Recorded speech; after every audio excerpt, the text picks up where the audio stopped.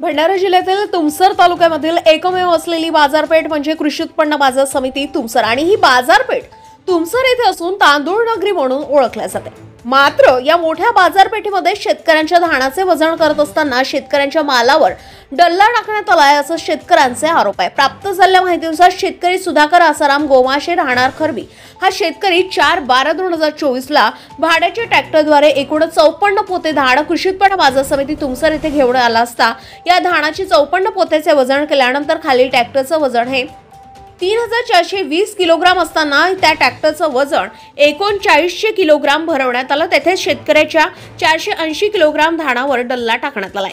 या शेतकऱ्याने येथील कर्मचाऱ्यांकडे वारंवार तोंडी लेखी तक्रार करून सुद्धा त्या शेतकऱ्याला 35 दिवस ओलटूनही सुद्धा शेतकऱ्याला केराची टोपली दाखवण्यात येत आहे। तसेच या बाजार समितीमध्ये शेतकऱ्यांचे चिल्लर वजन करत असताना काही पोते 80 किलो तर 70 किलोग्राम, काही पोते 85 किलोग्राम असे वेगवेगळे वजनामध्ये धानाचे वजन केले जात असल्यामुळे या सर्वांचे हिशोब काढण्यात शेतकऱ्याला अडचण जात असते।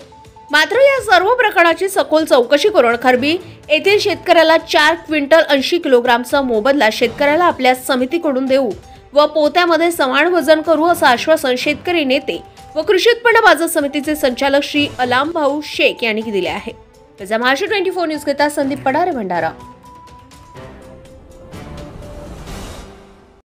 ताज्या घडामोडी आणि बातम्या जाणून घेण्यासाठी गरजा महाराष्ट्र 24 न्यूज या आपल्या YouTube चॅनलला सबस्क्राइब करा आणि बेल आयकॉन दाबायला विसरू नका, जेणेकरून आपला व्हिडिओ आल्याची ताजी खबर तुम्हाला ताबडतोब मिळेल।